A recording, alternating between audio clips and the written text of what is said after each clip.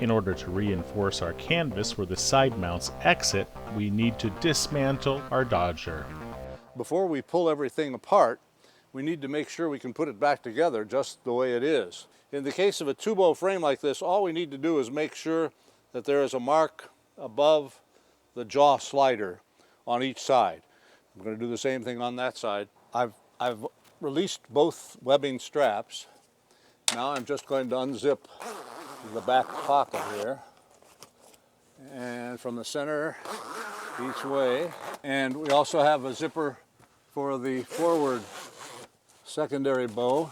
So everything's unzipped now. Now it's just a matter of undoing the snaps, and the cover should come right off. Once the cover's off, we're going to go ahead and dismantle the frame so we can install our hardware. So here are the two marks that we put on the metal by inserting the pen through the small slits that we cut in the canvas.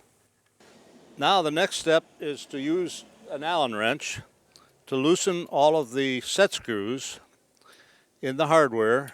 So we've got a mark there, so we'll be able to restore this to its original position. You have to loosen the set screws on all of them because we're going to slide new hardware on. If you were using the split side mounts and the hinged jaw slides, you wouldn't have to take the frame apart. But we're not doing that. We'll now install hardware to both sides. We'll install the sliding side mounts here. You could use split side mounts if you choose. That way you wouldn't have to take the frame apart. And then after this fitting is put in place, we're going to use a jaw slide. Again, you could use a hinged jaw slide if you didn't want to take the frame apart. Make sure the screw is facing to the inside. This jaw slide is what we'll use to secure the strut forward. Onto the primary bow, we'll also install a sliding side mount here as well.